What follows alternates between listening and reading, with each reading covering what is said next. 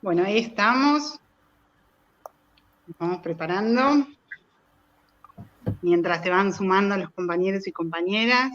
Estamos totalmente en horario, así que nada, damos unos minutitos para que se vayan sumando, para que acomoden los mates y prepararnos para compartir esta tarde.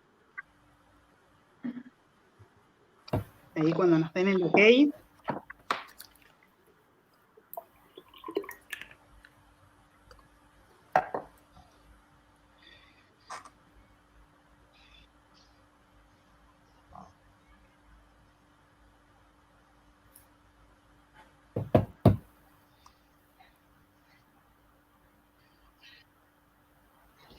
Bueno, estamos para comenzar.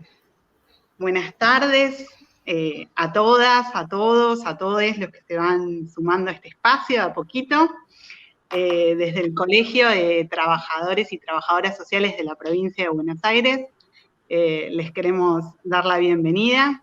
Mi nombre es Diana Crinigan, soy parte del Distrito Mar del Plata y con mucha alegría me toca dar hoy inicio a este nuevo ciclo, a esta nueva propuesta del Colegio Provincial, que es el ciclo de conversatorio, que está destinado a problematizar de alguna forma los desafíos que nos vamos encontrando como colectivo profesional en este marco, en este contexto que nos toca atravesar, y que de alguna forma está siendo complementario con las propuestas que el colegio ha implementado en este tiempo de pandemia. Así tuvimos la suerte de poder encontrarnos recientemente en 5 encuentros de diálogos urgentes, una propuesta innovadora que nos aportó la virtualidad, de encontrarnos incluso más allá de los límites de la provincia para debatir. También recientemente se dio un espacio de intercambio y de encuentro que tenía que ver con la intervención del trabajo social en el marco del COVID, en donde cerca de 200 compañeros y compañeras se sumaron a debatir acerca de nada más y nada menos que la intervención profesional. Se sucedieron una serie de recursos escritos que nos dejan pensando, como fue Palabras Urgentes, el dossier sobre trabajo social y COVID, gracias al aporte de un montón de colegas. El pronunciamiento acerca de reflexiones sobre las formas de violencia de géneros en los tiempos de pandemia de COVID-19. Y más recientemente 2 documentos muy valiosos, como fueron Particularidades y tensiones en la intervención profesional en el marco de la pandemia y Precarización de la vida, precarización laboral, debate presente en la colectiva profesional de los trabajadores sociales en los tiempos de la pandemia. Todos estos recursos hoy disponibles en la página de la provincia, de alguna manera nos vienen a nutrir, para que podamos fortalecer nuestra autonomía profesional y dotarnos también de insumos éticos, teóricos, institucionales y también políticos que los tiempos que corren nos obligan a tener. Todo este conjunto de medidas creo que a mi entender es consecuente con la política que el Colegio Provincial ha tomado y que sostiene sistemáticamente en estos ya casi 10 años de gestión que se cumplen. Pero bueno, hoy estamos convocados para debatir y vamos a debatir en torno a la pobreza y las políticas de asistencia en la sociedad actual. Y para eso tenemos 3 grandes compañeras que estamos muy contentos que nos acompañen, con un gran recorrido en la temática, como son la doctora Tamara Seifel, la doctora Pilar García Diácono y la doctora Melisa Campana Alabarte. Las voy a presentar primero, hola, y les voy a dar la palabra rápidamente. Hola. Bueno, la doctora Tamara Seifel es doctora en Ciencias Sociales y es licenciada en Trabajo Social de la UBA, es investigadora adjunta del CONICET, con asiento en la Universidad Nacional de Quilmes, es docente de Trabajo Social en la Facultad de Ciencias Sociales de la UBA y de la Maestría en Trabajo Social de la Universidad Nacional del Centro.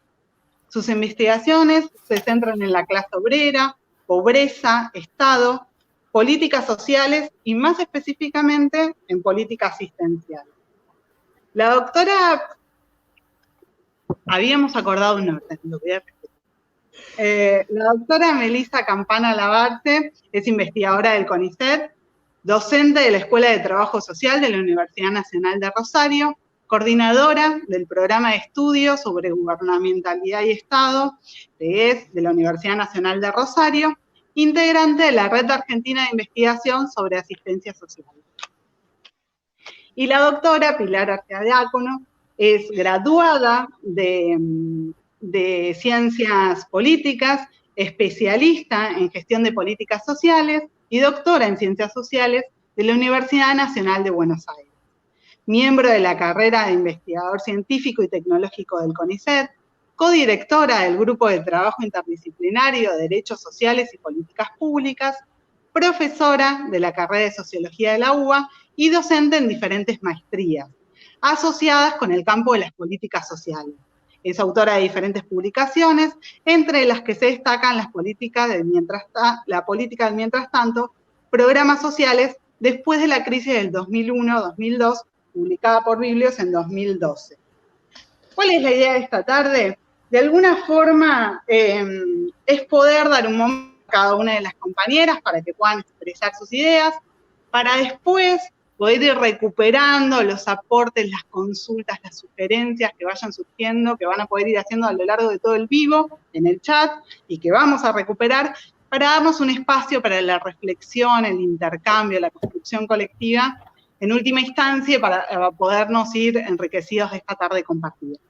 Así que sin perder más tiempo, le doy la palabra a Tamara. Bueno, muchísimas gracias, Dayana y todos los compañeros del Consejo Profesional por esta invitación. Como el tema es debates en torno a pobreza y políticas de asistencia en la sociedad actual, a mí me propusieron empezar justamente con algunos debates sobre los fundamentos de las distintas teorías sobre la pobreza y su vinculación con las políticas asistenciales. En todas las perspectivas teóricas, metodológicas, la pobreza se reconoce como la imposibilidad de que ciertos sujetos puedan satisfacer una serie de necesidades en determinada cantidad y calidad que se consideran adecuadas en un momento determinado. Mismo la Real Academia Española, si uno busca en el diccionario, dice pobre es quien no tiene lo necesario para vivir. Pero más allá de ese acuerdo muy general, es claro que hay una diversidad de conceptualizaciones que están derivadas especialmente de la variedad de explicaciones que hay sobre las causas de la pobreza. No se trata de un debate teórico en abstracto, porque de esos debates, de esa variedad de explicaciones, se derivan los aspectos metodológicos que se tratan, como ser las dimensiones que se consideran relevantes, los indicadores con los cuales se puede uno aproximar al problema, el establecimiento de umbrales y la confección de medidas agregadas. También de allí se derivan los resultados alcanzados a la hora de querer dar cuenta tanto del tamaño, de la dimensión del problema, como de su evolución a lo largo del tiempo.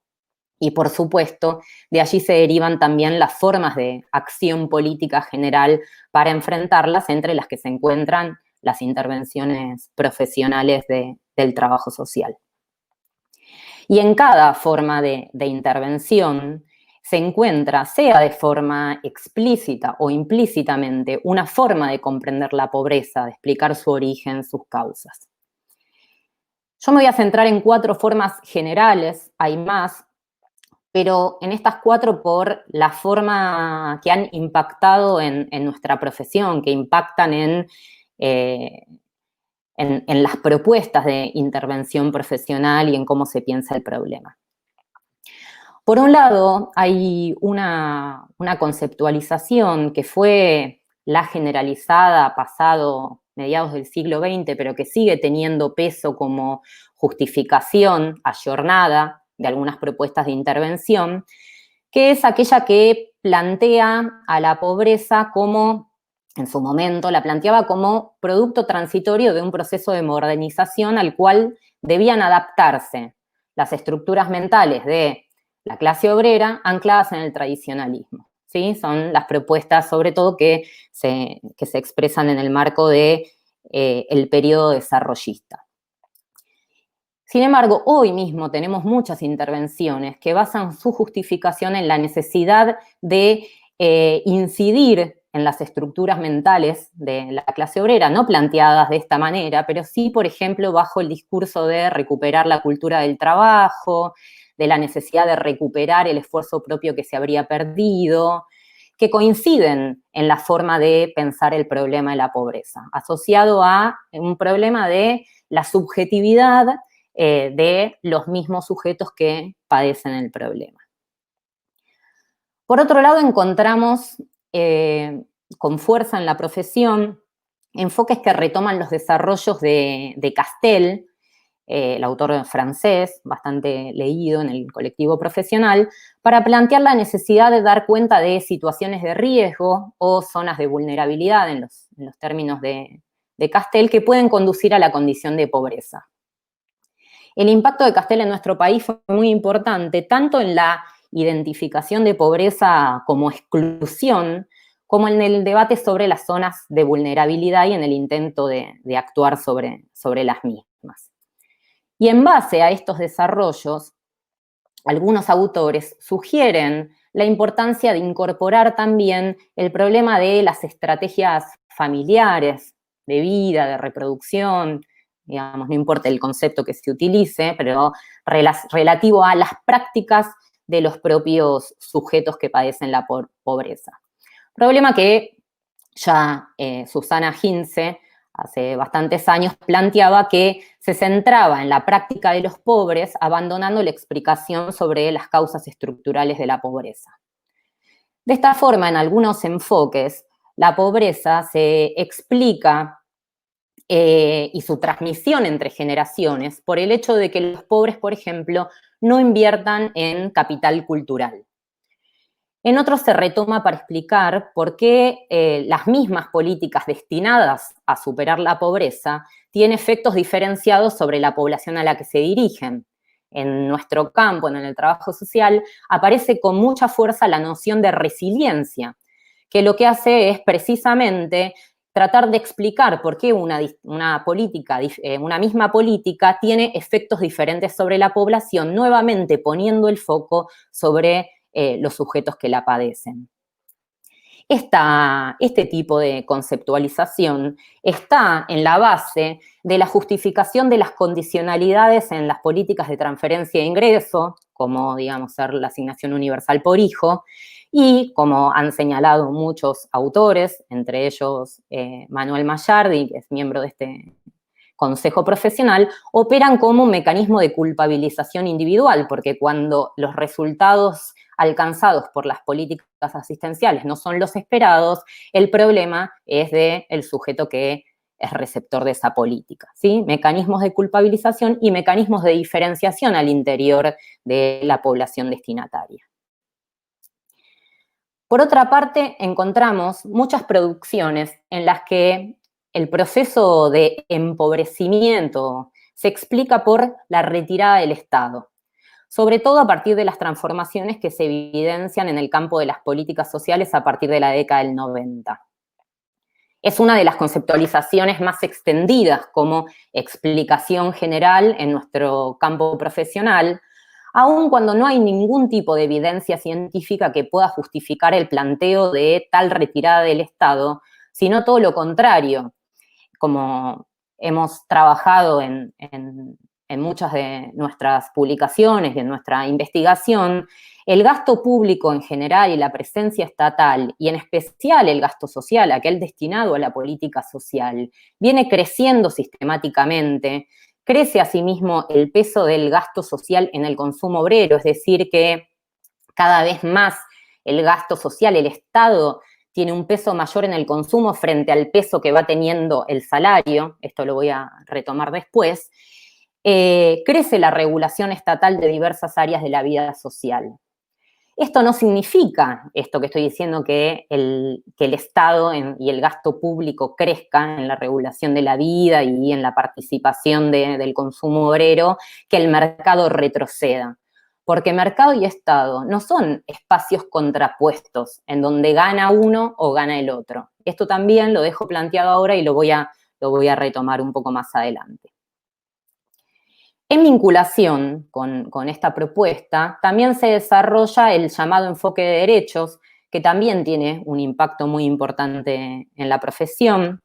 Para quienes impulsan o separan, digamos, desde esta propuesta, la pobreza se entiende como un fenómeno multideterminado que refiere a la falta de titularidades de derechos o a su vulneración. Y su potencial transformador estaría dado por su exigibilidad ante la justicia. Desde esta perspectiva, se plantea que el Estado puede corregir, reproducir o potenciar lo que se entienden como desarreglos del mercado, ¿sí? Desarreglos que el mercado o inequidades, injusticias que el mercado hace sobre la estructura social. Desde mi punto de vista, el problema que tiene este enfoque es que no puede explicar por qué el hecho de que cada vez más elementos de la reproducción social sean objeto de materia jurídica se debe precisamente al empobrecimiento de las condiciones de vida de sectores cada vez más amplios de la población. Y que además la superproducción normativa que venimos viviendo hace décadas y que es materia de debate en el ámbito del derecho, viene de la mano de su incumplimiento sistemático por parte del propio Estado. ¿Sí? Yo siempre, cuando hablo con los estudiantes, planteo el caso de la vivienda. Todos sabemos, digamos, que si vamos a reclamar a cualquier agencia estatal nuestro derecho a la vivienda con el simple argumento del derecho a la vivienda, o mismo el derecho al agua, como se puso en evidencia recientemente en las villas miserias porteñas con el COVID, es un derecho que no puede ser realizado en tanto tal, por más que exista como materia jurídica, digamos. Estas explicaciones también se pueden encontrar de manera mixta, en la conjunción de diversos elementos presentados en general como igualmente determinantes entre quienes deciden tomar distintos aspectos de las políticas, y en muchos casos llevan a razonamientos de tipo circular. O sea, que no pueden, en su misma lógica, ¿no? Ya desde una teoría externa, de una perspectiva que intenta criticarlos, desde su mismo razonamiento quedan entrampados. No me voy a detener aquí, pero obviamente lo podemos retomar en el debate o podemos remitir algunos textos en donde trato este tema. En discusión con estos desarrollos, desde mi punto de vista, lo que nosotros debemos avanzar para poder abordar el problema de forma más potente es hacerlo a partir de los aportes de la crítica de la economía política iniciada por Marx, ¿sí? Marx muestra la unidad entre distribución y producción. La explicación de la pobreza no puede estar referida simplemente a un problema de la distribución, sino a la forma enajenada en que se organizan el trabajo y el consumo de la sociedad. Es una sociedad, la sociedad capitalista, en donde el consumo de cada uno depende del consumo de los demás, pero la relación entre unos y otros no se realiza de manera directamente social, sino de manera indirecta, a través de las mercancías. Si yo no tengo nada para vender en el mercado, no puedo consumir. Participo del consumo social, entonces, en la medida en que yo posea la relación social, mi relación social bajo la forma de dinero, que es el dinero la primera forma en la que se manifiesta el capital, el sujeto concreto de la vida social en este momento histórico. En la medida en que esto sucede, la producción de valores de uso y el consumo son apenas un medio para la valorización del capital, ¿sí? Quien no pueda intercambiar su mercancía por dinero o por dinero suficiente, en una cantidad suficiente, no va a poder adquirir las mercancías necesarias para reproducir su vida.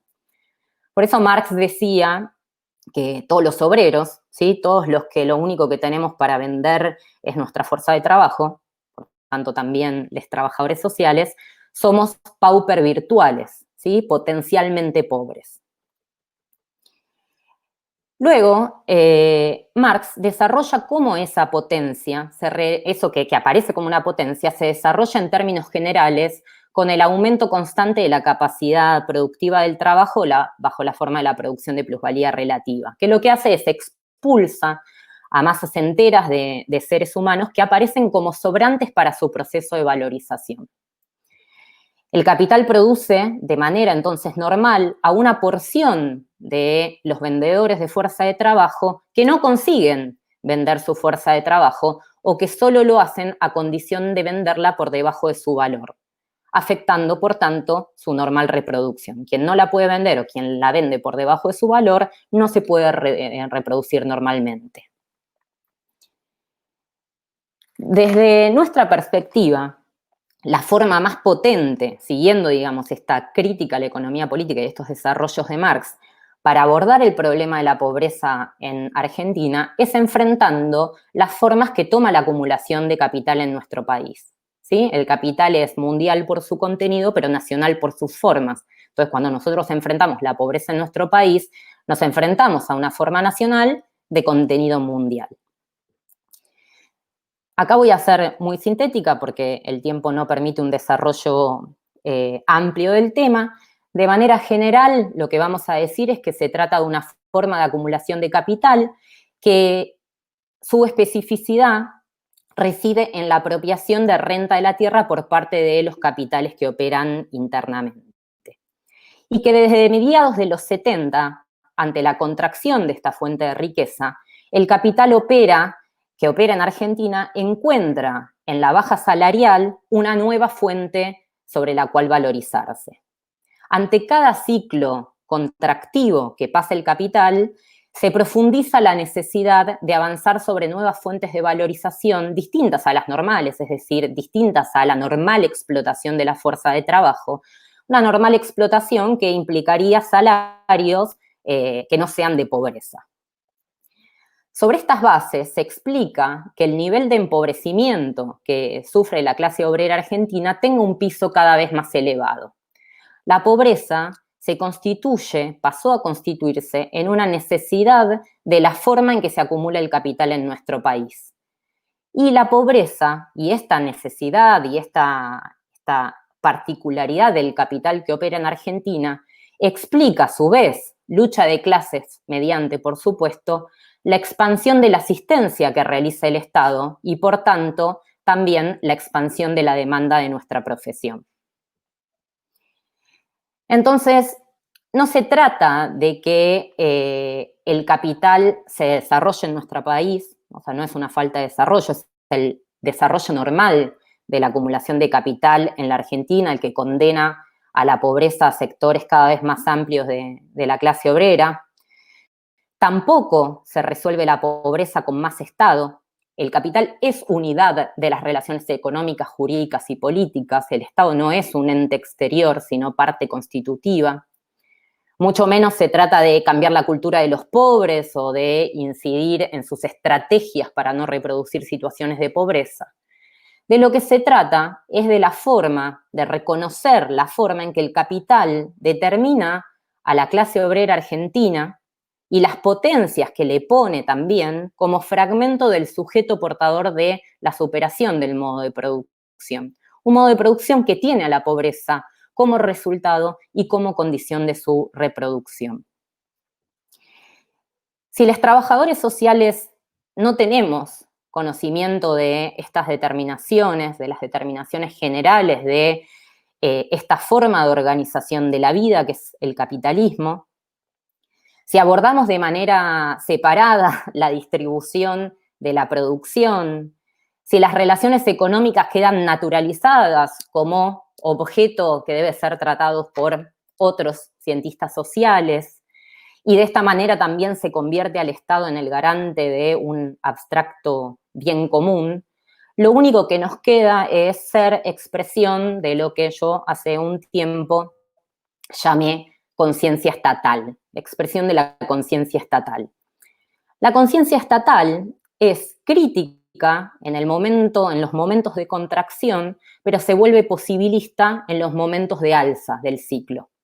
Se trata de una conciencia que separa las acciones que consideras buenas de las malas, porque no puede ver la unidad, ¿sí? No puede dar, por ejemplo, cuenta de que la ampliación del campo de intervención profesional, de que la hiperproducción jurídica en materia de derechos se explique por el proceso de pauperización que sufre la clase obrera, y no porque estemos más cerca de una sociedad más igualitaria, más justa, o de un capitalismo en el que ganemos todos.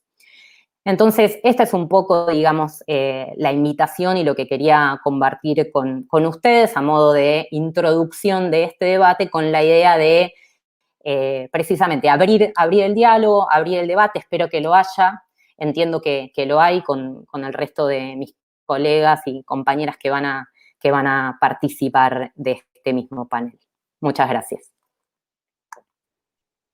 Gracias, Tamara. Bueno, va a continuar Pilar.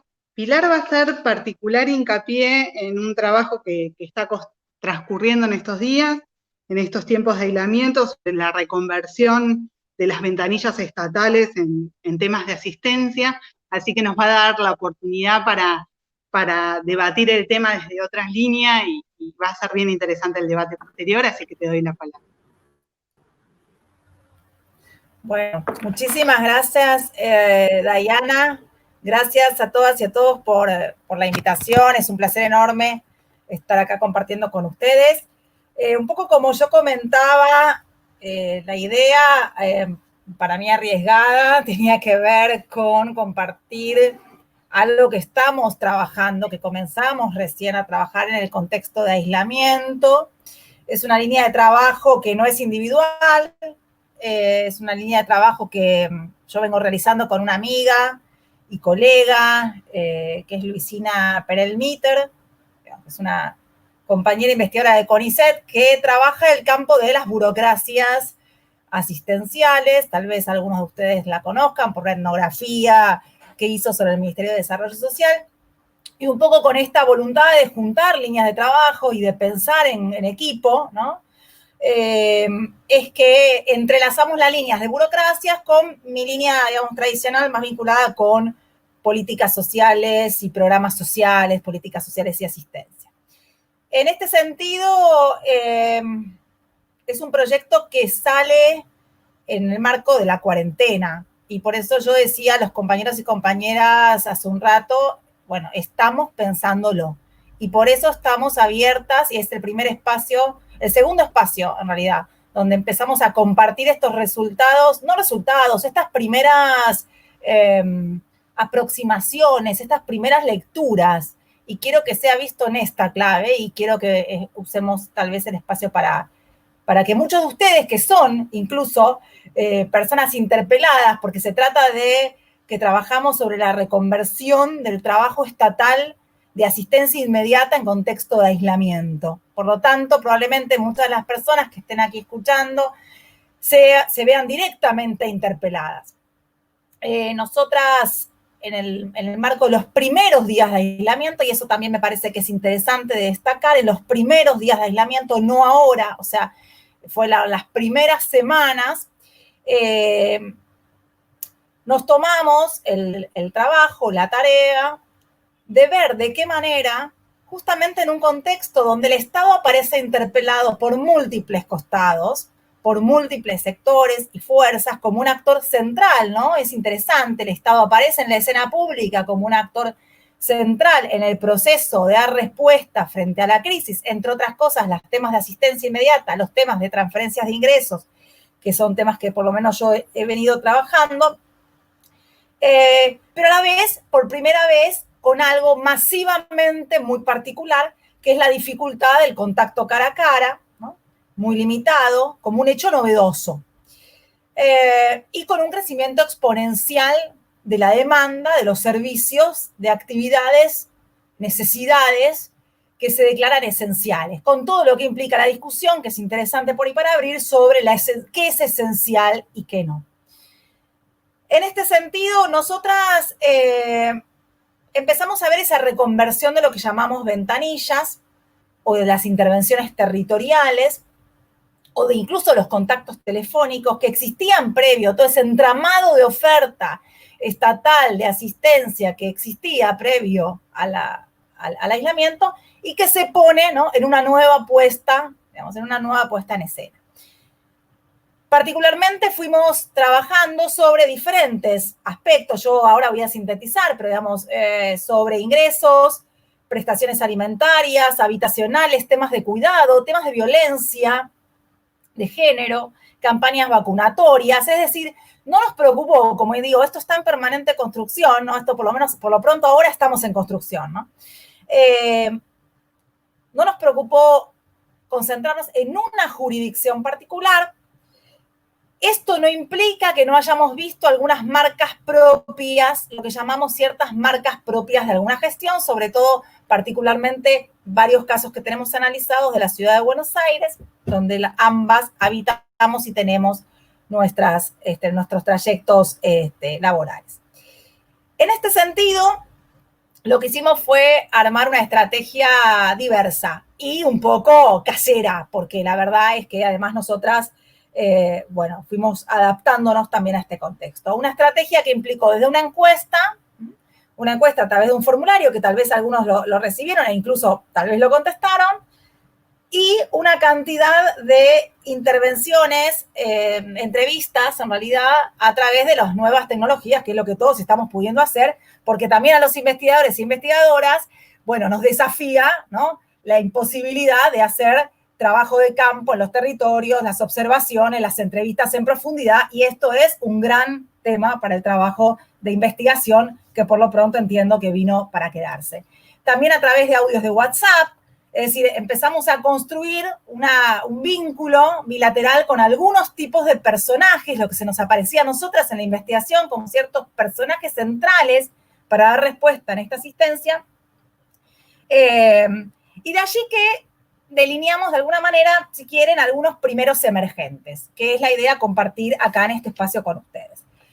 Yo lo sintetizaba con Luisina y traigo también su voz de alguna manera en términos de 3 dimensiones, que por lo menos me voy a detener a plantear algunos titulitos y algunos primeros hallazgos de esta combinación, insisto, entre una encuesta que tuvimos casi 300 respuestas de diversas partes del país, por cierto, y de todo lo que fueron estas primeras entrevistas y encuentros virtuales.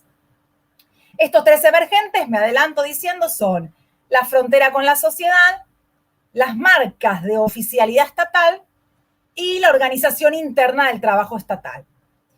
Quiero decir con esto que ninguna de las cosas que nosotras planteamos, y que yo acá hoy transmito, son cuestiones estrictamente novedosas. No vamos a sostener aquí en estos minutos que estas cuestiones son totalmente novedosas, pero que sí adquieren tal vez un sentido diferente en un contexto de aislamiento. Algunas viejas prácticas de la asistencia, del trabajo estatal en la asistencia, y que afloran en este contexto, insisto, con un nuevo sentido.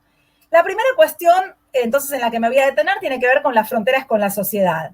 Ahí nos preguntábamos, en realidad, una batería de interrogantes, pero que se sintetizarían en cómo se vincularon, de qué manera se vincularon los organismos estatales y las organizaciones sociales en este contexto. Sabemos que este es un mundo, el mundo de las organizaciones, nos metemos con un mundo altamente heterogéneo, sabemos que las relaciones entre Estado y organizaciones, ¿no?, datan desde siglos anteriores, ¿no?, que es desde ya una cuestión nueva en términos de distintos tipos de articulaciones, cogestiones, y sabemos sobre todo de las fronteras porosas entre Estado y organizaciones de la sociedad civil, entre referentes sociales y referentes estatales que adquieren un ropaje por momentos que se mimetiza y por momentos que se diferencia, es decir, no estamos en nuestras cabezas pensando con marcos teóricos dicotómicos sobre Estado y sociedad civil. Sabemos que con el correr de los años, sobre todo con la proliferación de programas sociales en los territorios, gran parte de los intermediarios de los programas sociales se convierten de alguna manera en agentes estatales, ¿no? No estamos pensando en este sentido en cuestiones o en marcos como etiquetas morales como el clientelismo. Y la pregunta es, ¿qué sucede en este caso? ¿Qué es lo que pasa de nuevo? Bueno, pasa lo que pasó siempre, pero lo que vemos es cierta visibilización y reconocimiento en el discurso público sobre el rol de las organizaciones sociales y de los referentes para poder hacer frente a la crisis. En este sentido, cuando yo me voy a los datos de la encuesta, más de un 70% de las personas entrevistadas, que son trabajadores y trabajadoras estatales, me adelanto a decir, en un 80% trabajadoras y trabajadores sociales, más del 70% señala la necesidad, frente al contexto COVID-19, de requerir coordinación con organizaciones de lo más diversas, muchas de las cuales son contactos nuevos y otras tantas contactos tejidos históricos de las organizaciones y de los trabajadores con las organizaciones, echar mano al entramado, ¿no? Al entramado que incluso dejan, al acervo que dejan los programas sociales de décadas anteriores.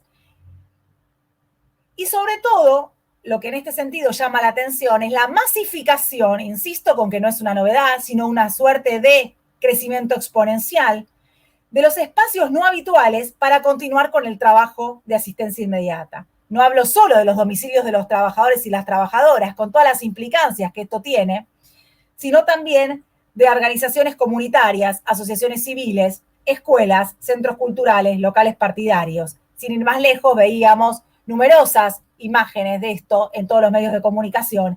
ANSES, yo que sigo particularmente el ingreso familiar de emergencia, el IFE, ANSES atendiendo en las iglesias, ANSES atendiendo en las oficinas de organizaciones y centros barriales. Insisto que esto tampoco es novedoso, aunque ANSES aparezca como una burocracia moderna, ejemplar, ¿no? A diferencia de otras burocracias por la política social en general, esta situación es una situación que vemos, el tema de los espacios no habituales para dar respuesta al aislamiento como una situación masiva. Por otro lado, lo que tiene que ver con la convocatoria a personal externo a la agencia. Con esto no solo queremos decir trabajadores de otras agencias que migran a las agencias de asistencia inmediata, sino también el reclutamiento de ciudadanos, voluntarios, miembros de organizaciones sociales, referentes sociales, militantes políticos, que pasan, ¿no?, a las primeras filas de la asistencia inmediata, y que esto, insistimos, es de alguna manera planteado públicamente. La pregunta del millón que aquí se nos surge es si esto de alguna manera redefine o no, o en qué términos redefine la discusión pública, el debate público sobre el lugar de estas organizaciones sociales y de los referentes en la legitimación de la acción estatal, ¿no? Y ahí me parece que este es un interrogante abierto para el cual me interesa después que tal vez podamos discutir. La segunda cuestión tiene que ver con las marcas de la oficialidad. ¿Qué ocurrió con esas marcas de lo oficial frente a la crisis por el aislamiento? ¿Qué ocurrió con esos dispositivos regulares, con estas comunicaciones estatales que son de golpe muy improvisadas frente a la crisis? También la cuestión de la improvisación es algo que nosotras venimos trabajando no como una marca solo del aislamiento, sino como la lógica, la descoordinación, la desarticulación, la improvisación, como formas no atípicas y desviadas de la acción estatal, sino como acciones y actividades prototípicas. Pero en este sentido, lo que nos preguntamos allí es de qué manera se va dando ese borramiento entre las fronteras de lo institucional, de la marca oficial, ¿no? Hemos visto cantidades de, por ejemplo, mails con terminaciones Gmail para poder dar respuesta de distintos ministerios. Hemos visto cantidades de WhatsApp, correos electrónicos personales. También insistimos con esta idea, la informalidad es parte constitutiva del trabajo en el marco de asistencia. Pero también hemos visto personal, como se llama en el gobierno porteño, con una retórica de el voluntario, personal voluntario que hace llamados a viejos, viejas, ahora llamados adultos mayores, para poder dar respuesta a las necesidades que tienen frente al aislamiento. Y todas las situaciones que generan de incertidumbre y desconfianza en el estatuto, ¿no?, de este intercambio entre personas que se presentan como el Estado, pero que tienen un carácter también voluntario, que en realidad voluntarios son servidores públicos que participan en tareas que no son las propias, ¿no?, las funciones propias, que serían las tareas netamente asistenciales. Entonces, ¿cuáles son? ¿Quién está del otro lado, ¿no? ¿Cuáles son las situaciones de desconfianza que se generan en esa distorsión de la escena del oficial a través de los llamados, a través de los Gmails, que distorsionan también la escena de lo laboral para los trabajadores, ¿no?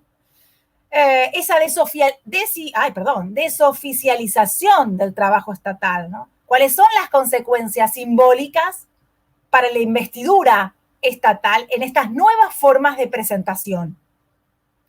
El Estado rápidamente después va reinstalando, ¿no? Va reinstalando dispositivos que garantizan nuevamente la oficialidad más tradicional. Por eso yo aclaraba al principio, cuando iniciaba esta conversación, que lo que nosotras estábamos captando era esos primeros días donde, por ejemplo, las áreas de servicio técnico no proveían los mails oficiales y entonces aparecían un montón de recursos y flyers institucionales con recursos más del mundo de lo informal, más del mundo de la improvisación, que es lo que permite, entre otras cosas, la llegada, ¿no? Una llegada desordenada, seguro, desarticulada, pero la llegada a un conjunto masivo de población con distinto tipo de abanico de prestaciones.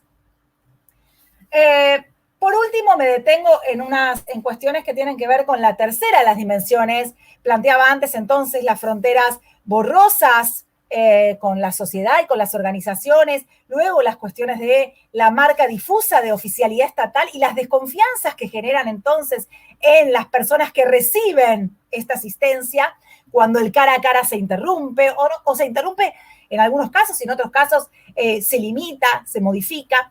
Y por último, entonces, me detengo en algunas primeras reacciones vinculado con aquello que tiene que ver con la organización interna, cómo impactó el contexto de aislamiento y redefinición de tareas sobre el estatuto, si quieren, de reglas, de división del trabajo, de coordinación o de cadenas jerárquicas, que me interesa también que por ahí después pensemos para la discusión. Los problemas típicos, los problemas de coordinación interna son problemas típicos del Estado argentino. Recién decía que invitábamos y teníamos una lectura que no planteaba esto como una situación desviada, es decir, que no planteamos una lectura del Estado como ético-normativa en este sentido. Pero algunos problemas, o algunas aristas tal vez de estos problemas, son propios del contexto COVID. Por ejemplo, los problemas de coordinación con otros organismos que durante los primeros tiempos estuvieron casi cerrados. Me refiero a múltiples menciones en las encuestas que hemos recibido vinculadas con el cierre de las oficinas del Poder Judicial o el cierre de las oficinas territoriales de ANSES. Que digo Poder Judicial y ANSES como dos pilares centrales en este contexto. Por otro lado, lo que tiene que ver con la relevancia de la coordinación informal entre pares. Ustedes dirán cuando escuchan, bueno, esto, Pilar, es algo histórico, esto desde ya es la forma que los trabajadores y las trabajadoras encontramos en la cotidianidad.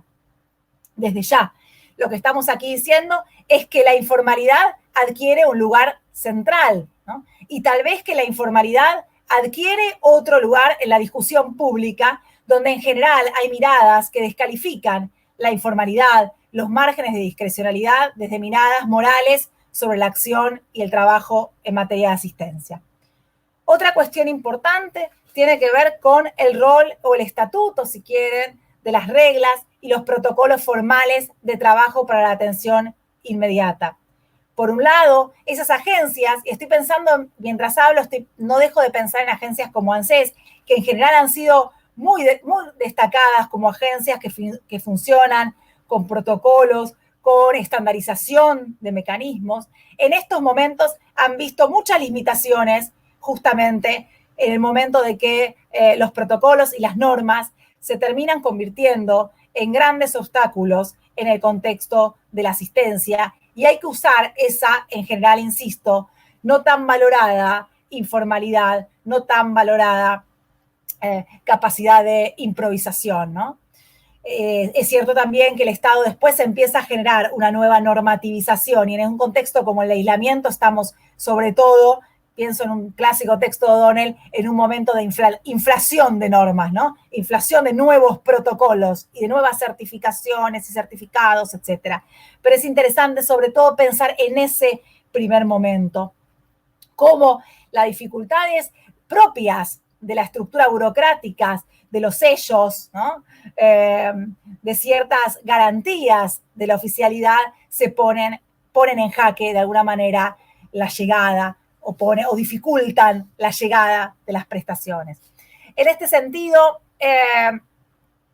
una de las últimas cuestiones que dejo también planteada aquí es que lo que más aparece, o una de las cuestiones que más nos aparece en los intercambios con los trabajadores y trabajadoras, tiene que ver con la reorganización de tareas también que quiebra cierta división jerárquica entre posiciones de conducción y posiciones de atención.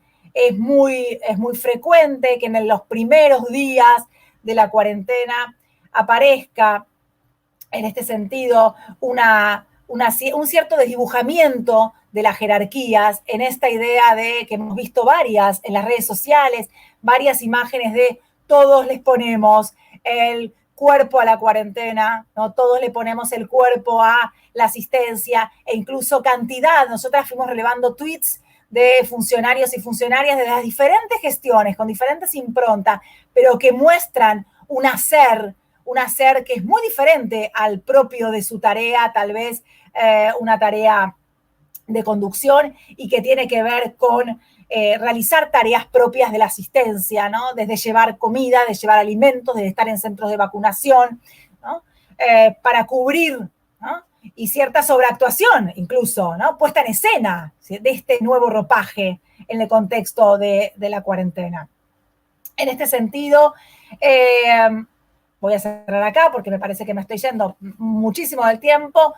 Nosotras no analizamos condiciones de trabajo. De más está decir que en un contexto como el aislamiento, los reclamos de los trabajadores y trabajadoras por las condiciones del teletrabajo, con las implicancias que eso tiene en esta fusión entre el mundo de lo privado y de lo público, sobre todo para aquellos que tienen a su cargo y aquellas que tienen a su cargo cuidado de niños, niñas, también de viejos, viejas y de múltiples tareas hogareñas, es un tema central que, a pesar de que nosotras no preguntamos, aparecen todas las preguntas abiertas, muy como un tema fuertemente interpelado en este contexto, y sobre todo la preocupación por las medidas de bioprotección en un contexto donde se van liberando las cuarentenas, se van en las distintas provincias, por cierto, se van liberando y van teniendo los trabajadores y las trabajadoras que poner el cuerpo en lo cotidiano, en los territorios nuevamente, ¿no? ¿En qué condiciones? Y este es un tema que, insisto, si bien nosotras no preguntábamos, no era sobre condiciones de trabajo, era otra nuestra forma de indagación, aparece, ¿no? Aparece como preocupación central, ¿no? Como preocupación central por parte de los trabajadores y las trabajadoras. Como decía, es parte de este trabajo, de las reacciones, que por cierto desordenadas, tienen que ver con que es un trabajo que vamos haciendo, que estamos realizando y que seguimos en estos días, y frente a lo cual sería súper interesante tener reacciones por parte de ustedes. Les agradezco muchísimo. Gracias a vos, Pilar. Y si les parece, para dar continuidad a las exposiciones, Melissa, ¿querés tomar la palabra? Así posteriormente vamos al debate. Bueno, ¿se escucha? Perfecto. La difonía me la perdonan porque no puedo hacer nada contra ella.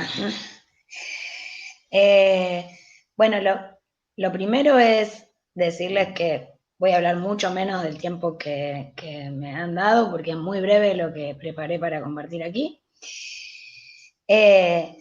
Segundo, agradecer la invitación, porque creo que estos espacios son muy necesarios, muy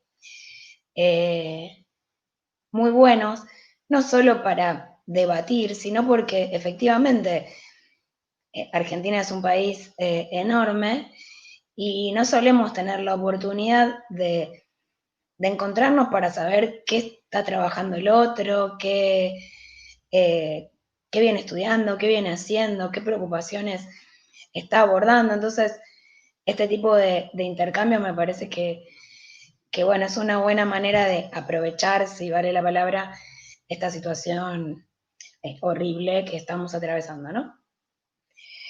Así que quiero, bueno, agradecer la invitación y poder compartir este espacio.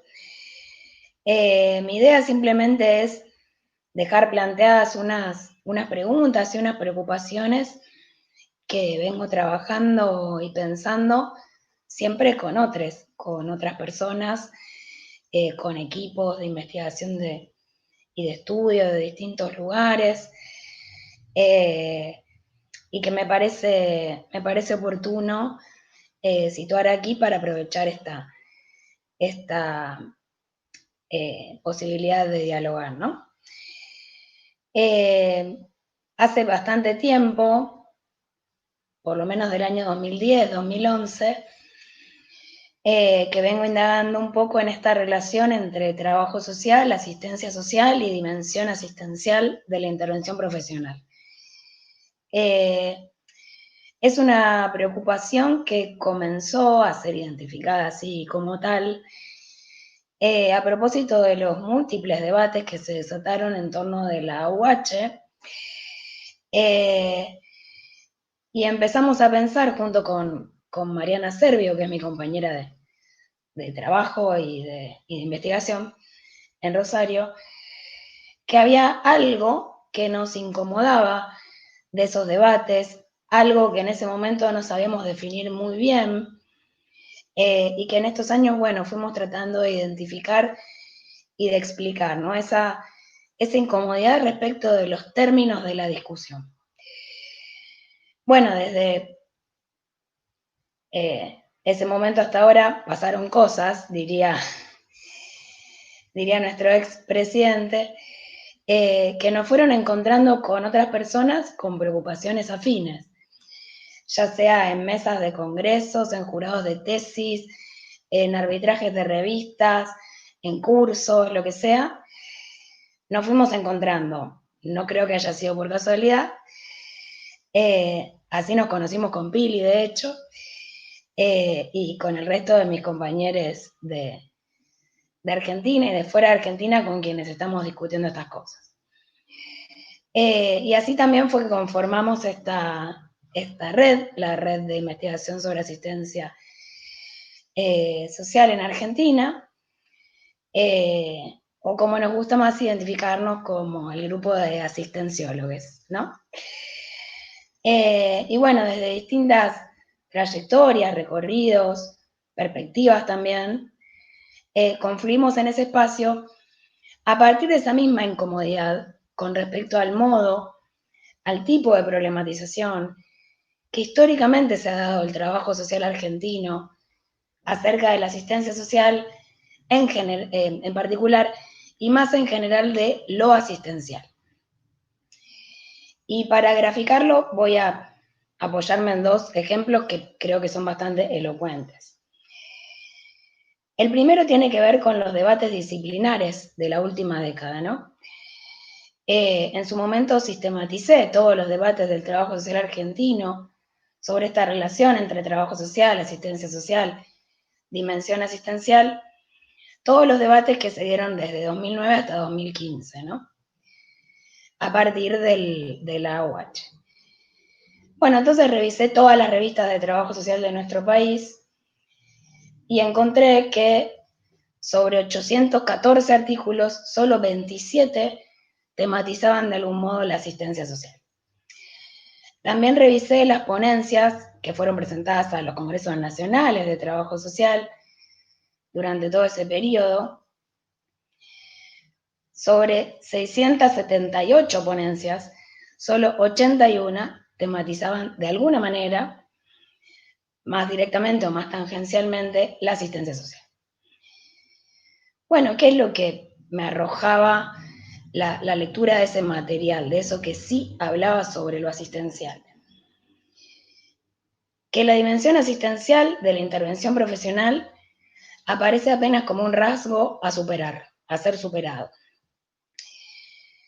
Que la problematización sobre lo asistencial en nuestro campo está íntimamente ligada al problema de la pobreza y al problema del trabajo, como también aparece situado en lo que hoy nos compartió Tamara, ¿no? Y que la AUH fue un punto de inflexión en nuestros debates, porque de hecho puso en evidencia déficits institucionales, presupuestarios, estructurales, y también nos puso a discutir quién y cómo debía tomar a cargo cuáles responsabilidades asistenciales, ¿no?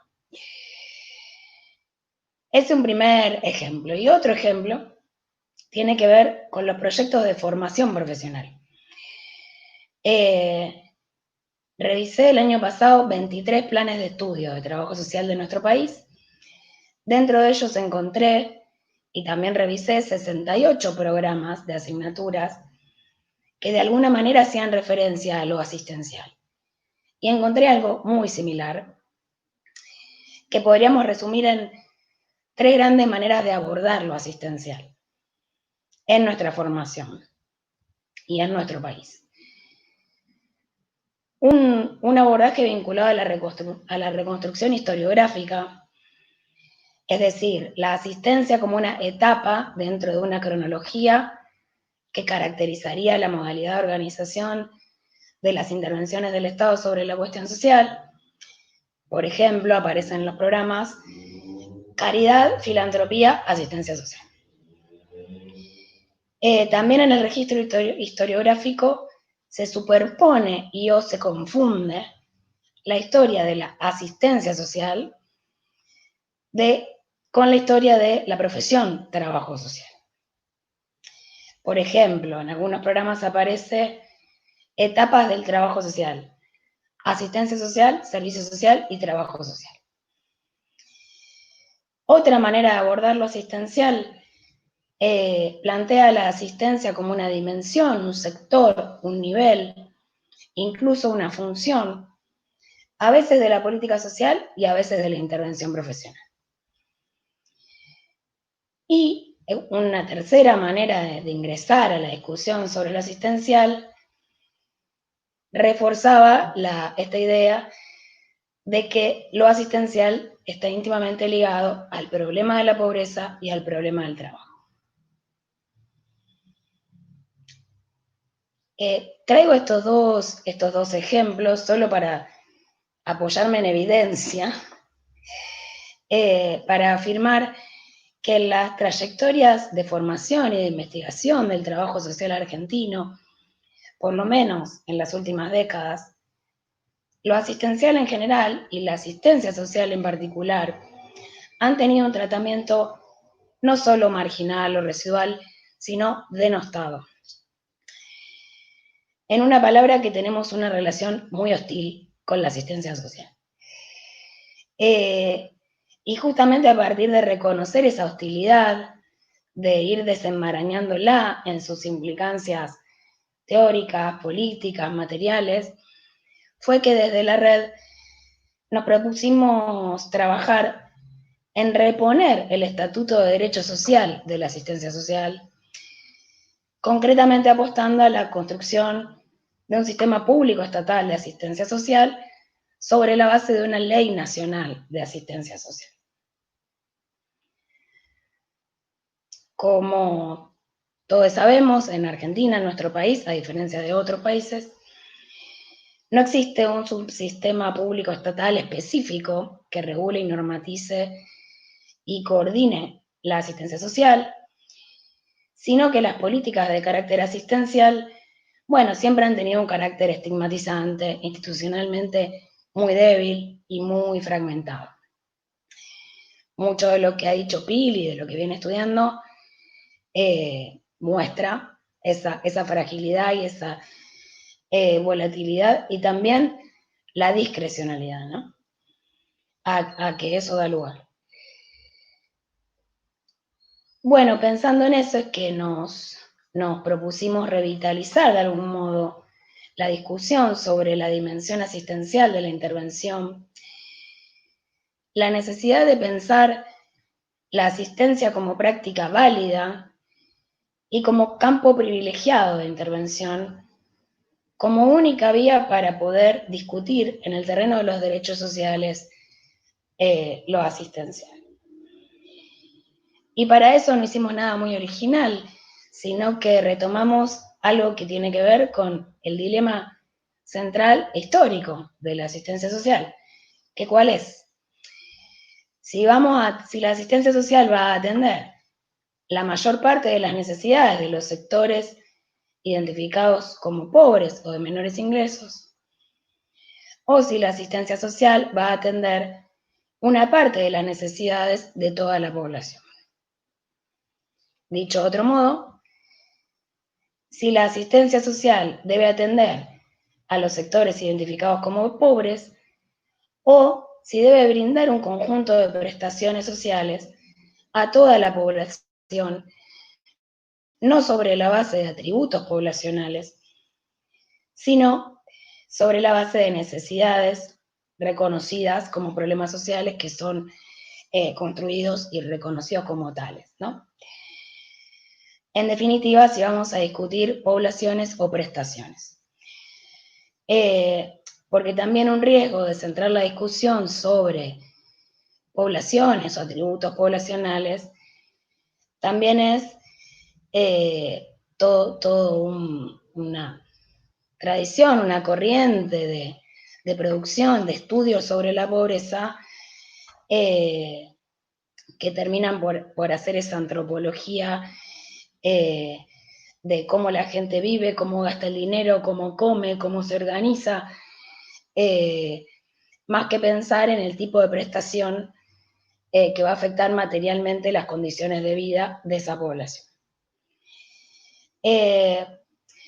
Bueno, y es por eso que quisiéramos promover y multiplicar el debate de la asistencia social como derecho social, de algún modo para discutir colectivamente, que creemos que es de la única manera que la discusión es válida, discutir su contenido, es decir, qué prestaciones debe ofrecer, qué necesidades va a atender, su estructura y su organización en la administración estatal, esto que también ha dicho Pili muchas veces sobre la importancia estratégica de los organigramas.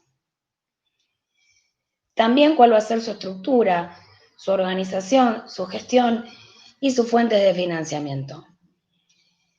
Es decir, ir quitando un poco el carácter de contingencia que suele tener, o de socorro, o de emergencia, todo lo que tiene que ver con el terreno asistencial. Entonces, para establecer la asistencia social como sector de la política social encargado de una parte de las necesidades de toda la población, es central, y es como el paso primero, identificar y definir cuáles serían las tareas y las funciones propias y específicas de la asistencia social. Digo, restringida a la ayuda a los pobres, más o menos universal, más o menos digna en los presupuestos asignados para financiarla, pero en ese registro es imposible disputar el sentido de las prestaciones asistenciales en el terreno de los derechos sociales. Y un poco con motivo de esta invitación y de otros espacios similares a este que estamos tratando de inventar durante este contexto tan atípico, pensando en la lamentada pospandemia, pensando en el mundo que espera más allá del COVID, cosa que no sabemos ni cuándo va a ocurrir ni cómo efectivamente va a ser. Lo que sabemos es que feliz no va a ser. Pensando en que la pandemia puso en evidencia algo que todos nosotros sabemos perfectamente, sabemos de memoria, y que es la sociedad asquerosamente desigual en la que vivimos,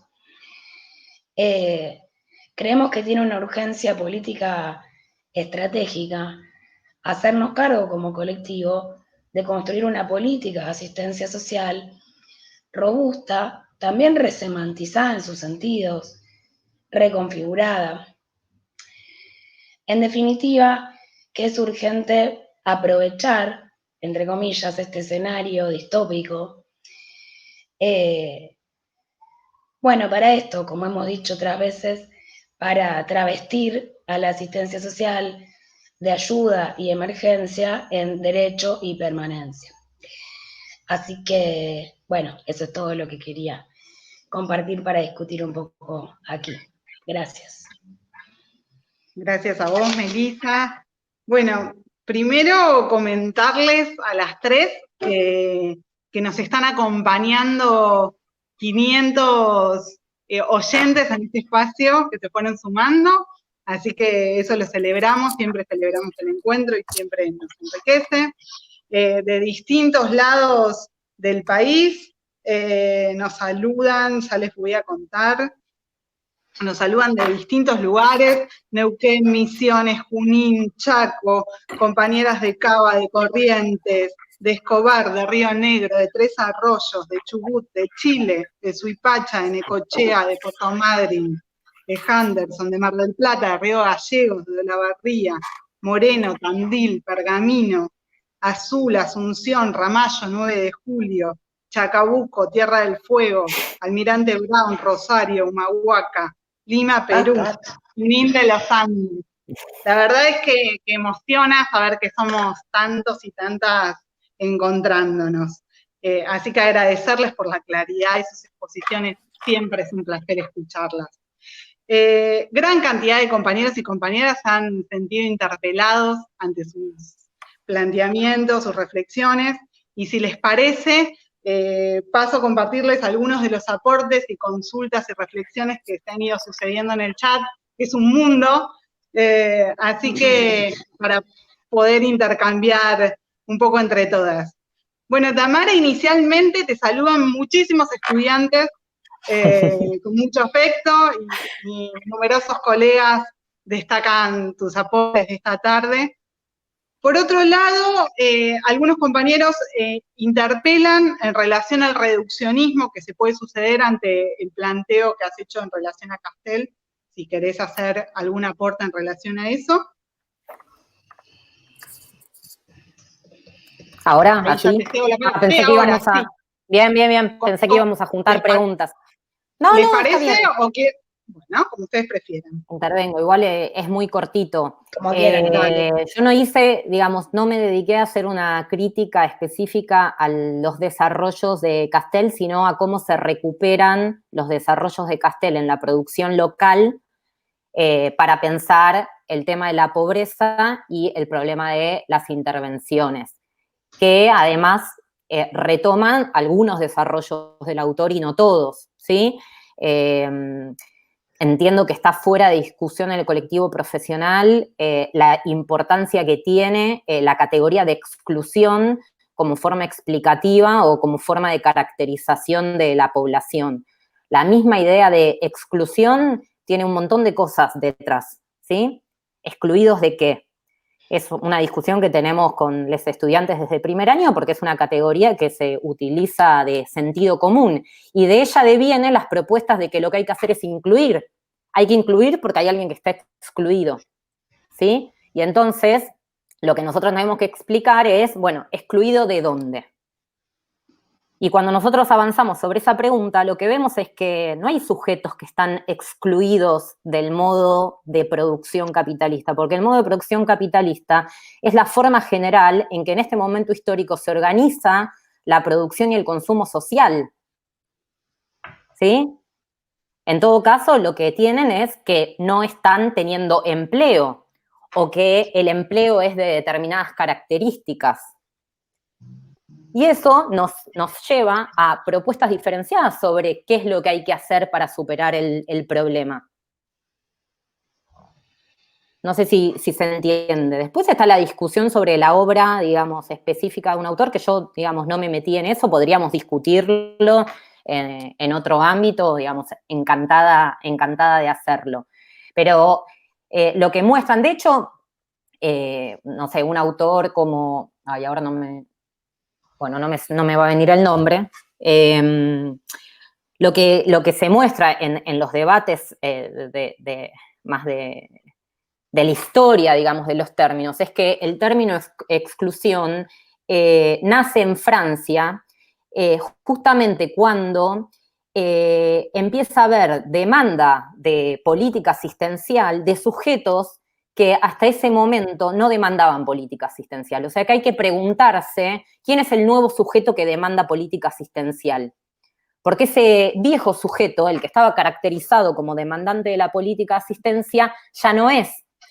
Porque ahora resulta que muchos de los sujetos demandantes de asistencia son sujetos con empleo. Y entonces ahí viene, digamos, entra, digamos, también esta conceptualización para explicar que no se trata solamente, ellos lo ponen, de el empleo, sino también de los soportes relacionales. ¿Sí? Empieza a haber como ese entrecruzamiento. Después la categoría muchas veces se va como desdibujando y ya se empieza a hablar de exclusión de todo. O sea, ya no es la categoría, digamos, en su totalidad, sino, bueno, el que está excluido del sistema educativo, el que está excluido del sistema de salud, el que está excluido del sistema asistencial. No sé si dejo contenta a la colega o compañera o compañere que hizo la intervención. Cualquier cosa, obviamente, puede volver a repreguntar y podemos seguir. Gracias, Tamara. Si les parece, sigo comentando aportes y dudas, y si quieren ahí lo van retomando ustedes posteriormente, así lo hacemos más dinámico. Bueno, compañeros que comentan el problema que se viene sucediendo en Chubut por falta de pagos, salarios precarizados, una problemática que se recrudece en los tiempos que corren. Pilar destacan tu trabajo, la actualidad del mismo, la importancia, la relevancia.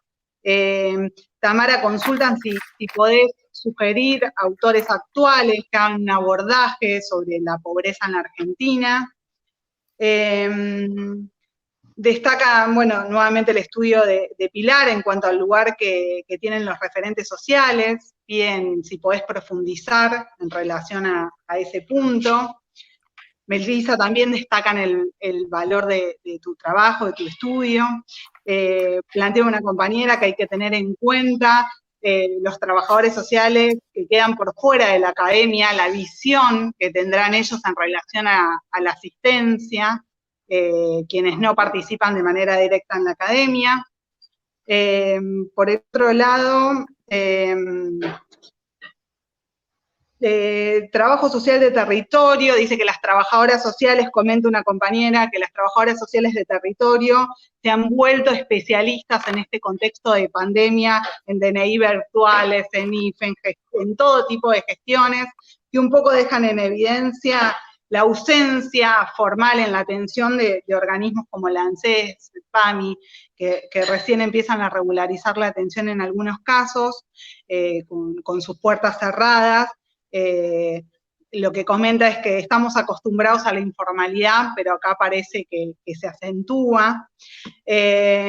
Por el otro lado, bueno, destacan numerosos compañeros y compañeras lo interesante de la propuesta del colegio, la oportunidad de tener un panel plural con distintas perspectivas teóricas, que se convierte en una manifestación concreta del pluralismo al que se hace mención siempre, donde la mayoría de los espacios, dice la compañera, a veces convocan solamente a una única mirada, acá quedó en evidencia la multiplicidad de perspectivas.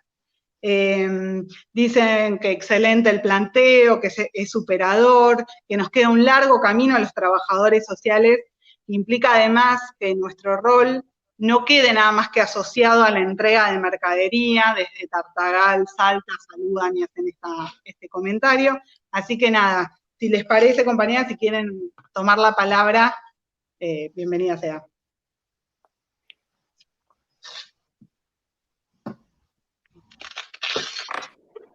¿Quién quiere empezar?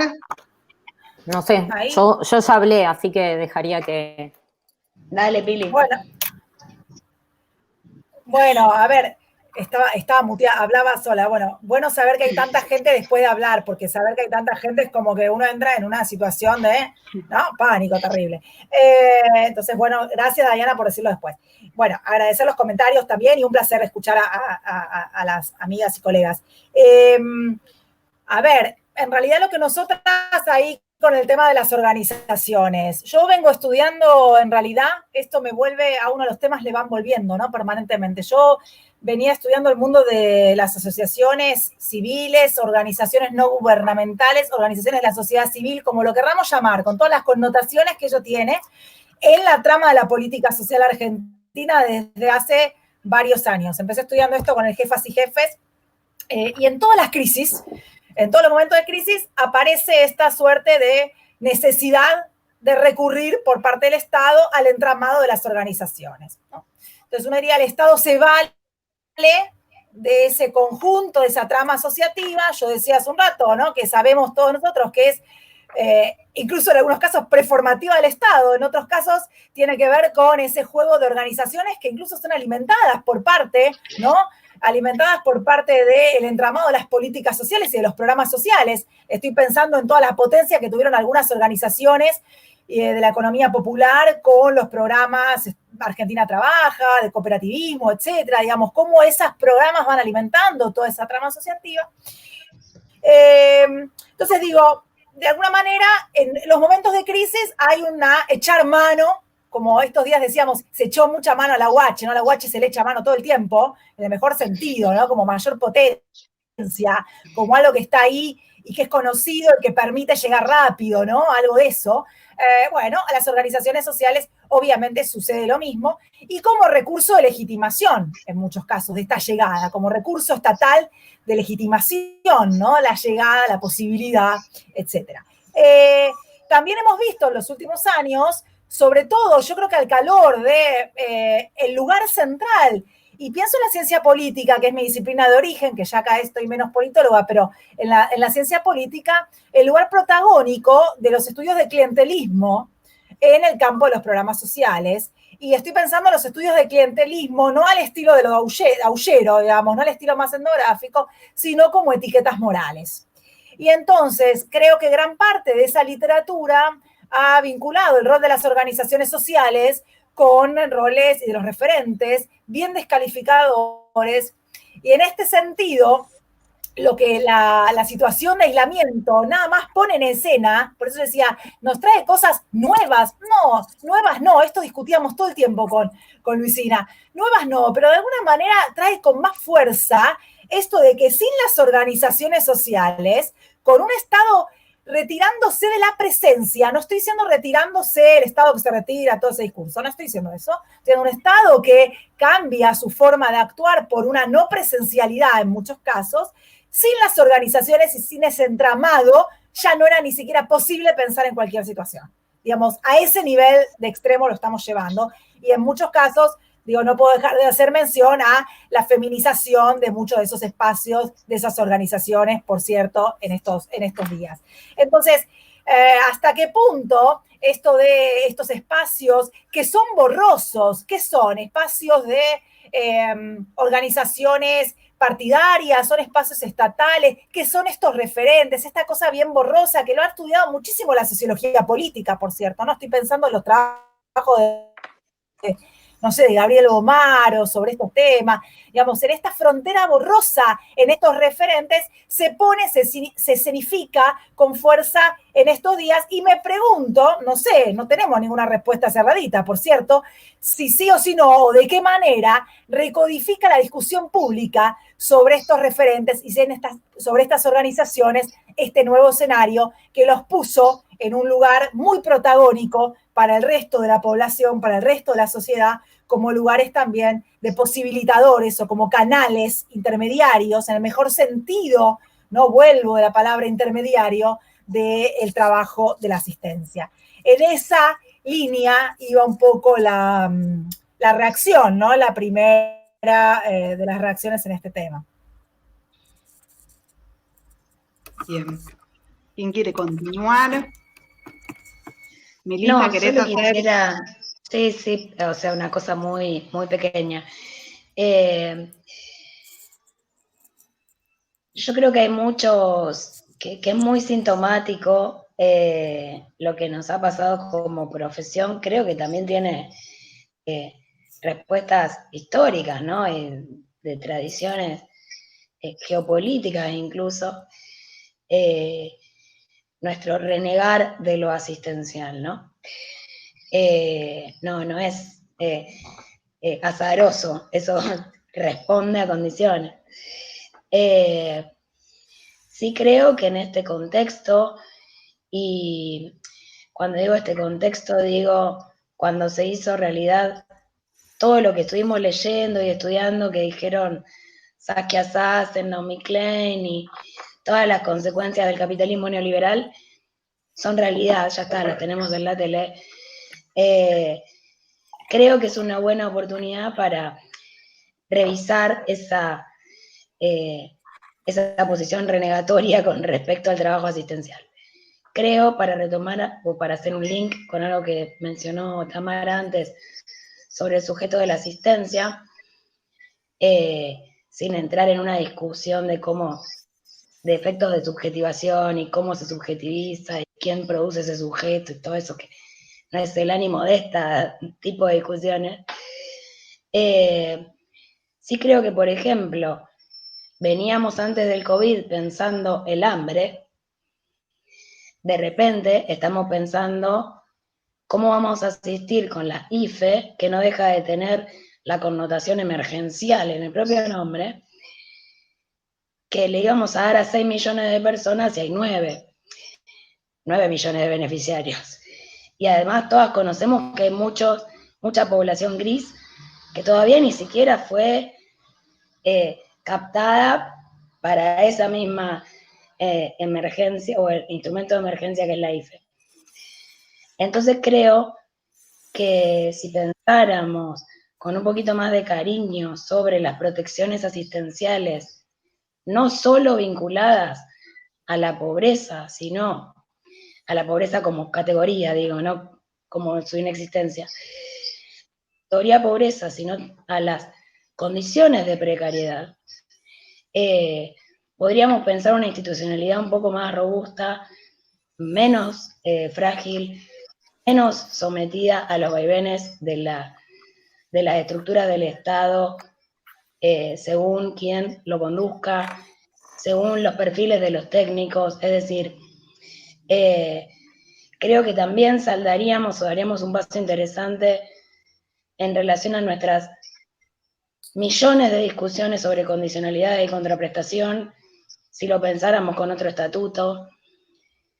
Saldaríamos nuestras millones de discusiones sobre las justificaciones morales de que los pobres son buenos, no se gastan la plata en cualquier cosa, la gastan en comida, no me importa, dale la plata. O sea, pensemos en las prestaciones, pensemos en qué problemas queremos abordar desde esa perspectiva y con ese tipo de institucionalidad.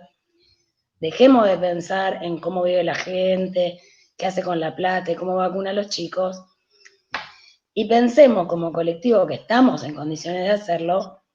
Si pensamos una ley federal de trabajo social, podemos pensar una institucionalidad para la asistencia, que sea superadora, que recoja todos los debates que nos venimos dando en bibliotecas enteras que hemos rellenado con nuestros propios escritos sobre eso, y logremos que coagulen concretamente en una propuesta que supere eso, sea por la vía de discutir los cuidados, sea por la vía de discutir lo asistencial, sea por la vía de discutir dentro de una técnica aseguradora, como puede ser toda la discusión sobre ingreso universal, básico, ciudadano, como lo queramos llamar.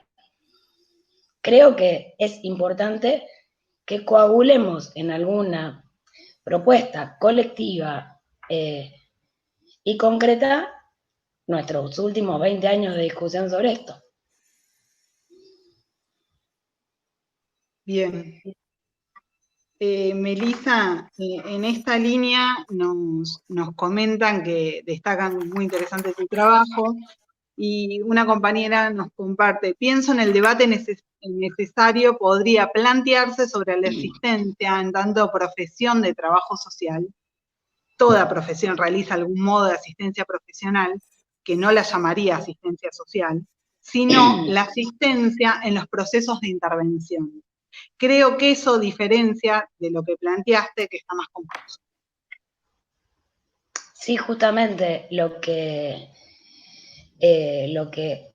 relevo, una de las cosas que relevé como obstáculo para pensar en este estatuto de derechos, o sea, de pensar la asistencia social como subsistema autónomo dentro del sistema de protecciones sociales públicos estatales, un problema es que hemos hecho cierto pegote en nuestra formación y también en nuestro ejercicio entre función asistencial del trabajo profesional o dimensión asistencial de la intervención profesional. Cuando digo función lo digo en los términos de clásicos de María Lucia Martinelli y las funciones de la asistencia. Distinguir eso de la asistencia social como subsistema de la política social. Es fundamental hacerlo, si no es todo un pegote, una mezcolanza, justamente. Bien. Pilar, una compañera consulta y dice, me hace ruido cuál es el límite entre la asistencia como derecho y la asistencia como clientelismo, objetivizando al ciudadano. ¿Podemos hacernos otras preguntas también? Qué bueno, nos quedamos charlando entre nosotros. No, porque la verdad es que desconozco, digamos, los debates, digamos, que se están dando en torno a la ley o a la propuesta de ley. Por supuesto, sí, los debates en torno a la asistencia, sobre todo porque, además de ser mi tema de investigación, es mi tema de ejercicio docente, como docente de 2 materias de fundamentos e historia del trabajo social. Y me gustaría como preguntar por qué, digamos, dado los debates en torno a la AUH, ¿por qué pensar un subsistema separado y no como parte del sistema de seguridad social?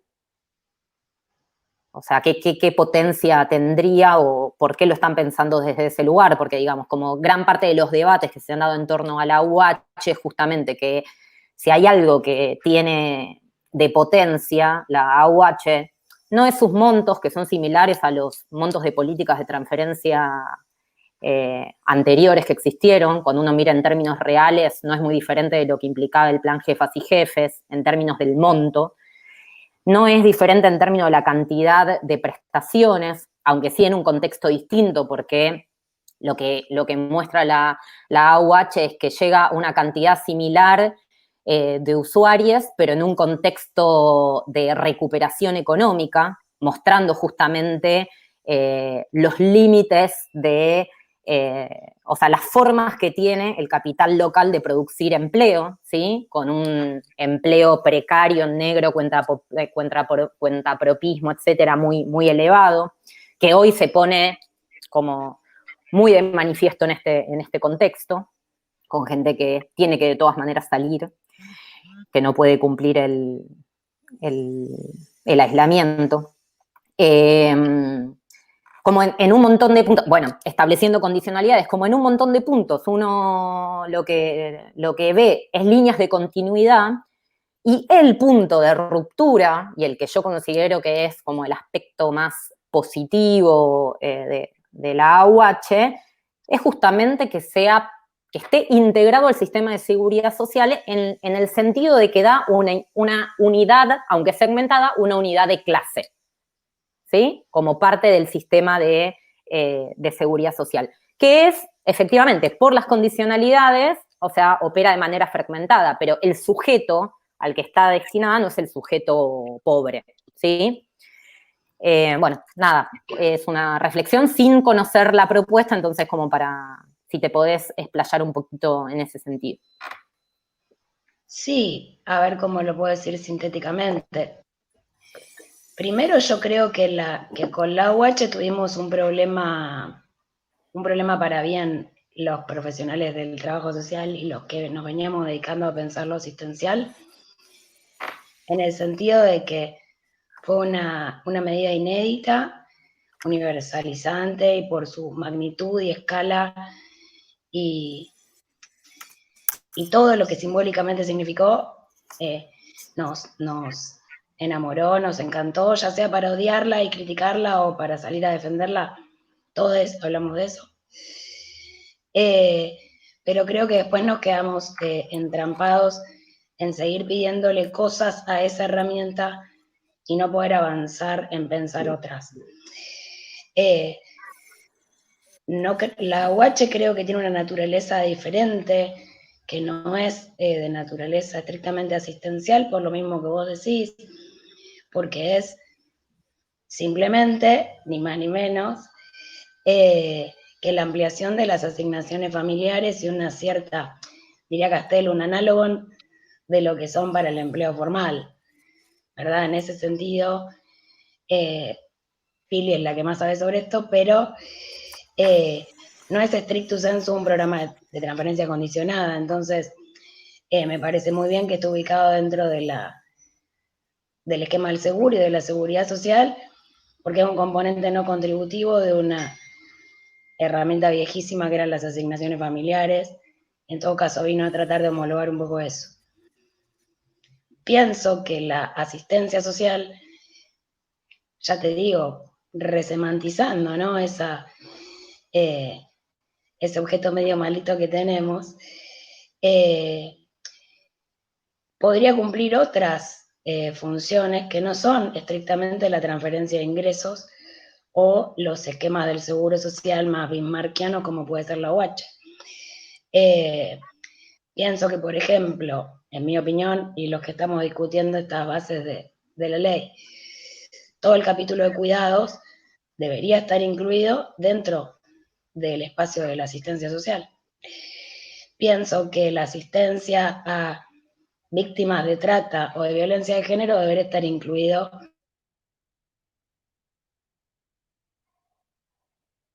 dentro de un sistema de asistencia social. Pienso que los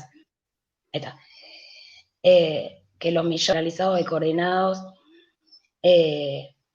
normativa y financieramente en un esquema asistencial. Pienso que hay un montón de cuestiones ligadas a lo asistencial que no son estrictamente la transferencia monetaria, que en ese sentido estaría más de acuerdo en que permanezcan dentro de un esquema del seguro, porque además, como decía antes, en nuestra propia tradición y del peronismo para acá, es imposible no discutir ese estatuto de trabajador y no disputar ese lugar como acceso a la ciudadanía social. Entonces, sería muy ingenuo que eso deje de funcionar, no somos los países escandinavos. Entonces, en ese sentido pienso que no es, estoy convencida de que no es excluyente una cosa de la otra. Ahí, Dayana. Pilar, ¿querías retomar la palabra? Sí, ¿se escucha ahí? Sí. Bien. Sí, en realidad, para retomar algo del interrogante y algo de lo que acá planteaban las compañeras, que me interesa también meterme en la discusión y da para otro encuentro el tema. A ver, el tema de derecho o no derecho es una discusión que no sé si es tan fructífera, porque como yo no me metería, como no podría hacerlo en una discusión sobre derecho positivo, es decir, y retomando algo de lo que planteaban las chicas recién, sobre la asignación universal, ¿es un derecho, no es un derecho? No sé, no la encuentro fructífera, pero sí encuentro fructífera pensar en una línea histórica de cómo fue sedimentando el mundo de las transferencias, por ejemplo, que es más derecho que otras políticas, ¿no? Digamos, es más derecho que otras políticas. Eso, por un lado, en términos de la enunciación estatal de ciertos, si quieren, de ciertas características que la asignación universal en este caso se acerca más a un derecho que las políticas anteriores por diferentes cuestiones que tienen que ver con sus formas de acceso, con su permanencia, con varias de las cuestiones que por ahí fueron mencionadas.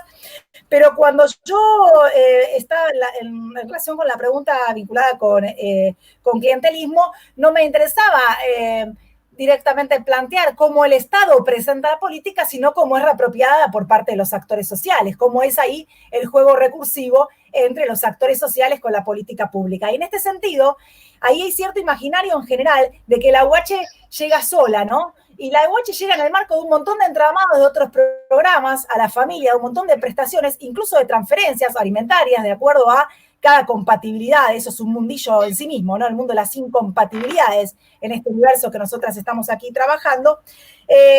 Y si bien efectivamente una política, por ejemplo, como la UH, diría cierta literatura, desclienteliza por el tipo de formas de acceso o por el tipo de, bueno, sí, de dinámicas con una institución como ANSES, que se nos pone en el protagonismo del mundo de la seguridad social no contributiva, ¿cierto? Están ahí otro conjunto de intermediaciones que, y retomo lo que dice Meli, que me parece muy interesante, que nos coloca también a lo que se llaman las burocracias callejeras, las burocracias escolares, las burocracias sanitarias, en el contexto de las condicionalidades, en determinar la permanencia o no permanencia de una familia en la prestación, y en este sentido ese no es efectivamente el componente de la transferencia, sino es un componente que puede ir más vinculado a, si quieren, la asistencia o todo otro conjunto de prácticas. ¿Por qué? Porque de la manera en la cual queda de alguna manera planteada la condicionalidad de la asignación universal,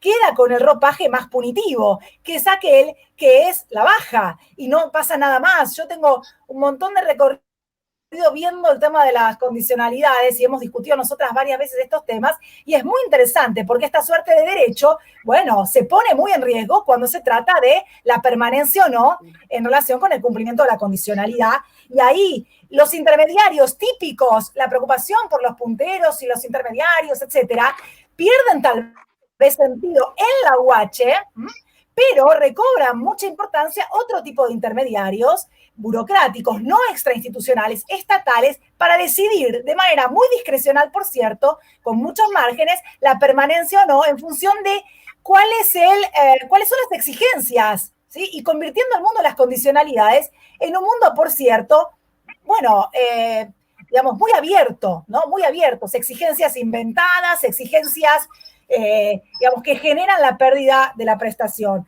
Yo ahí, diciendo con algo que planteaba Tamara con respecto al tema de lo del monto y de las prestaciones, digo, si uno ve el gran programa de las transferencias históricamente en nuestro país, fue que se licuaron por completo por inflación, al no tener ningún tipo de fórmula. Si bien es verdad que la transformación de la fórmula de la asignación es un tema que hay que estar mirando, lo cierto es que ese cambio ha sido un cambio sustantivo.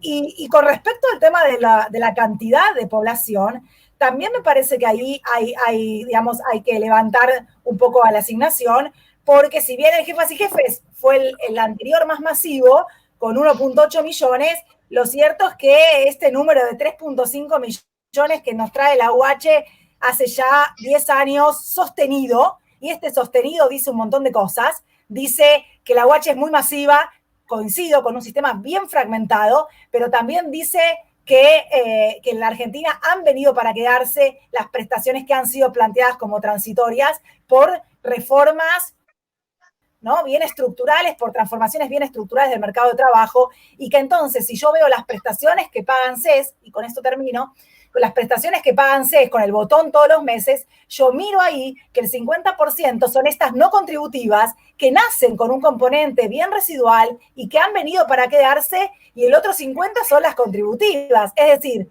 la nostalgia contributiva todavía, la nostalgia trabajista en el sentido de empleo asalariado, sigue operando fuertemente la lógica del armado institucional del sistema de la política social, y esto es bien interesante, pero digo, la masividad, el salto para mí y la cuestión de los montos, me parece que hay una ruptura mayor en la UH de lo que se comentaba recién, ¿no? Con esto cierro. ¿Puedo antes, para aclarar, porque hay algo? Estás confundiendo, Pilar, desde mi punto de vista, porque la AUH tiene, digamos, como sujeto destinatario que se plantea el niño, mientras los anteriores era, por ejemplo, en el plan jefes, el jefe de hogar, el plan familias, la mujer a cargo, etcétera, etcétera. Cuando uno mira, no, digamos, el niño, sino, digamos, la unidad familiar y los montos de 2 unidades familiares, que el promedio de las familias con AUH son de 2 niños, ¿sí? 1,8 daba en general. Entonces toma los montos de 2 AUH, en términos de su poder adquisitivo, es similar, aún, digamos, con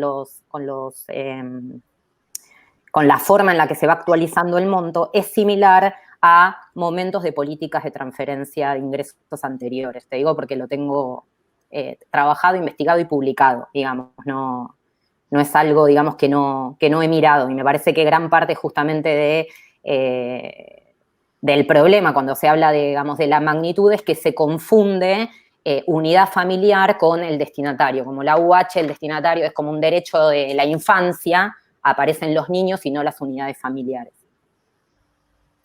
Sí, no, hay mucha, es para otra discusión más. Hay muchas cuestiones ahí que se entremezclan sobre, digamos, sobre la cantidad, digamos, del monto es importante porque ha habido incluso cantidad de causas judiciales por el tema de la desactualización de los montos de los programas anteriores, y el hecho de pegar la asignación con la cuestión jubilatoria ha sido la gran discusión en materia de transferencias, digamos, por tener planes como el Jefas y Jefes, que vi gente, estuvieron 7 años y nunca se habían actualizado, y eso fue una gran discusión. Lo mismo con el Plan Familias, fue una discusión con el BID, digamos, eso me llama poderosamente la atención.